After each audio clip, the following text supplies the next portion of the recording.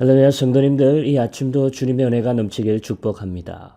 오늘 같이 보실 말씀은 시편 119편 161절에서 168절입니다. 같이 읽도록 하겠습니다. 고관들이 거짓으로 나를 핍박하오나 나의 마음은 주의 말씀만 경외하나이다. 사람이 많은 탈취물을 얻은 것처럼 나는 주의 말씀을 즐거워하나이다. 나는 거짓을 미워하며 싫어하고 주의 율법을 사랑하나이다. 주의 의로운 규례들로 말미암아 내가 하루 7번씩 주를 찬양하나이다. 주의 법을 사랑하는 자에게는 큰 평안이 있으니 그들에게 장애물이 없으리이다. 여호와여, 내가 주의 구원을 바라며 주의 계명들을 행하였나이다. 내 영혼이 주의 증거들을 지켰사오며 내가 이를 지극히 사랑하나이다. 내가 주의 법도들과 증거들을 지켰사오니 나의 모든 행위가 주 앞에 있음이니이다. 아멘.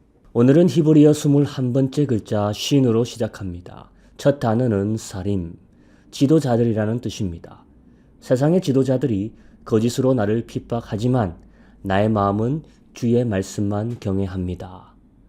너무도 멋진 고백이죠. 세상의 권력자들이 나를 이유 없이 핍박한다 합니다. 거짓으로라는 말이 정당한 사유 없이라는 뜻입니다. 핍박을 받는 사람은 핍박하는 자를 두려워할 수밖에 없습니다. 어떤 종류의 핍박인지는 알 수가 없으나 경제적인 제재일 수도 있고 물리적인 폭력일 수도 있고 여러 가지 형태의 핍박은 모두 두려워할 만한 것입니다. 그것도 세상의 지도자들, 세상의 권력자들이 가하고 있는 핍박이라는 것입니다. 피할 수 없는 종류이죠. 그런데 시편의 저자가 정작 두려워한다고 고백하는 대상은 하나입니다. 나의 마음은 주의 말씀만을 경외하나이다. 경외가 여기서 두려워 떤다는 말입니다. 세상을 두려워하는 것이 아니라, 권력자들의 권세를 두려워하는 것이 아니라 하나님의 말씀을 두려워하는 것. 지금 이것이 우리가 회복해야 할 성도들의 본연의 모습이 아닌가 생각합니다. 우리가 무엇에 떨고 있느냐가 결국 우리가 무엇을 경배하고 있느냐로 규정할 수 있죠. 직장 상사의 말을 듣고 떠는 사람이 있죠.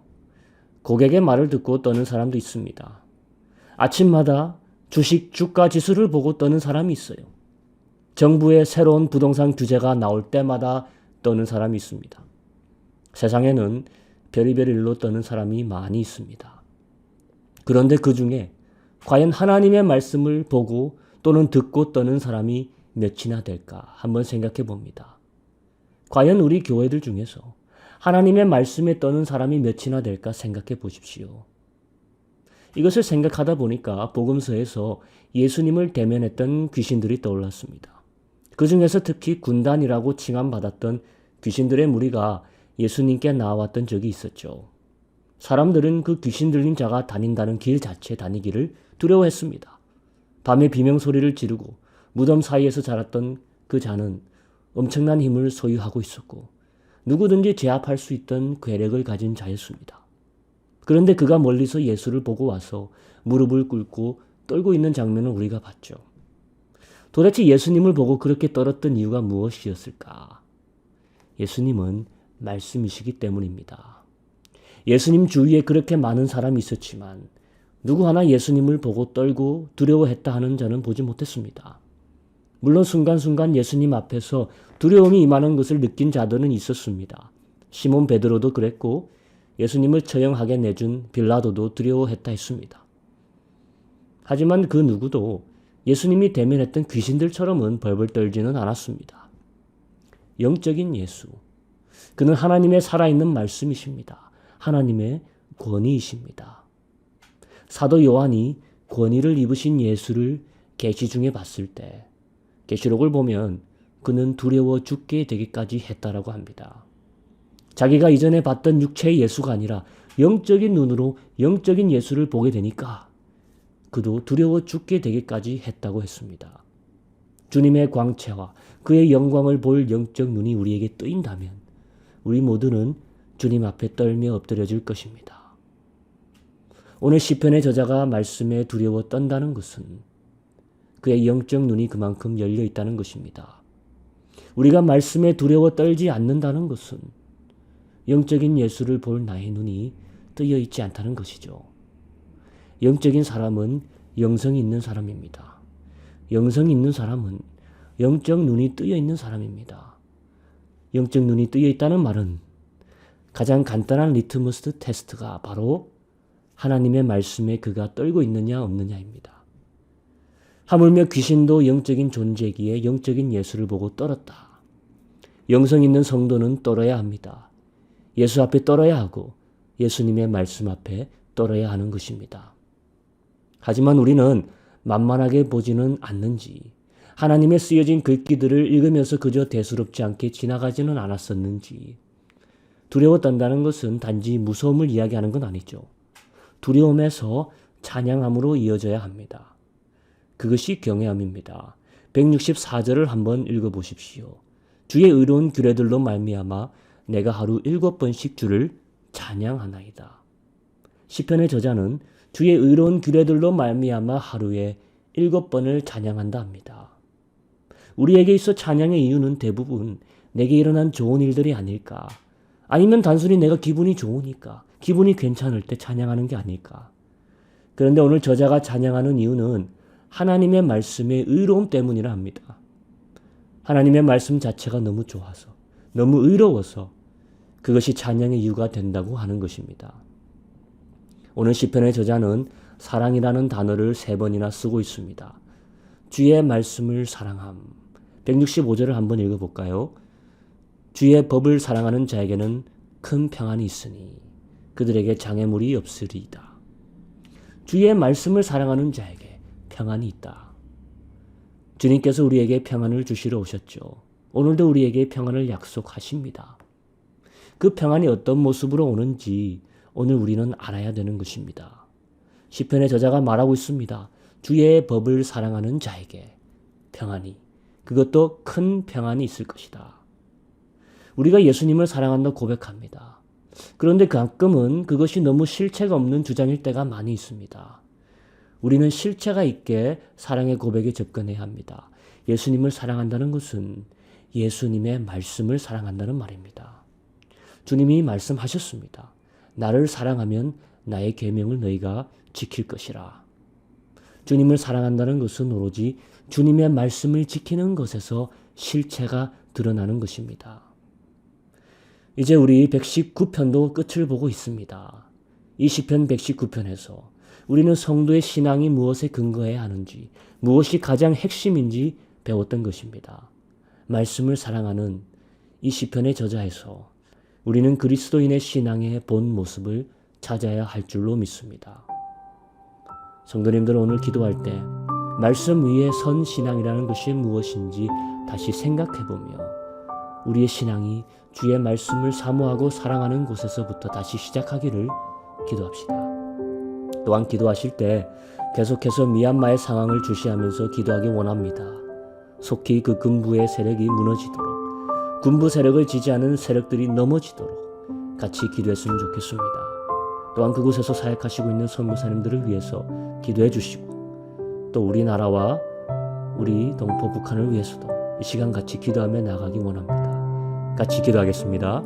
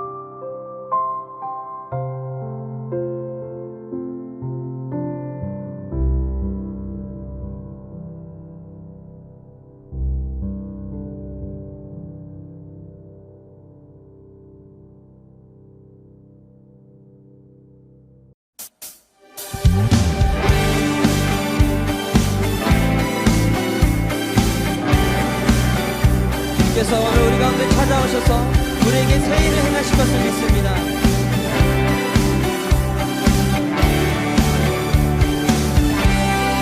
갈 길을 밝히고 이시니 주 앞에 빨리 나갑시다. 우리를 찾는 구주 예수 곧 오라 하시네. 다시 한번 갈 길을 밝히고 주 앞에 빨리 나갑시다.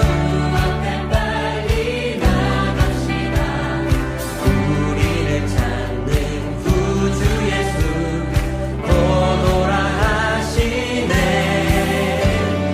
죄악 벗은 우리 영혼을 기뻐 뛰며 주를 보겠네.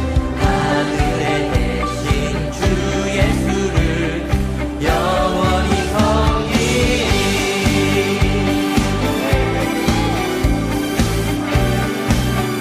우리를 오라 하시는 말, 우리를 오라 하시는 말 기쁘게 듣고 순종하세. 구주를 믿기 지체 말고 속속히 나가. 다시 한번 우리를 오라. 우리 다 같이 자리에서 일어나서 찬양하실까요? 기쁘게 듣고 순종하세. 구주를 믿기 지체 말고 속속히 나가세. 죄악 벗은 우리 영혼을 기뻐 뛰며 주를 보겠네.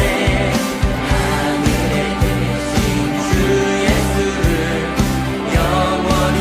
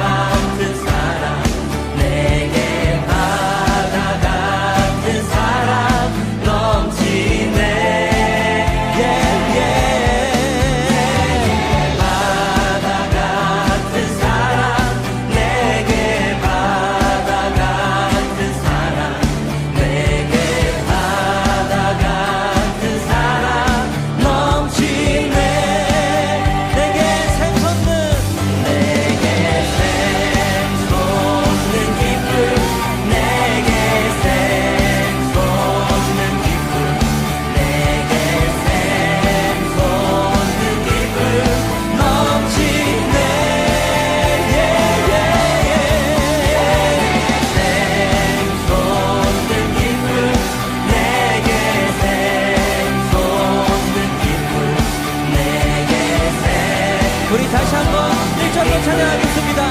내게 강같은 평화가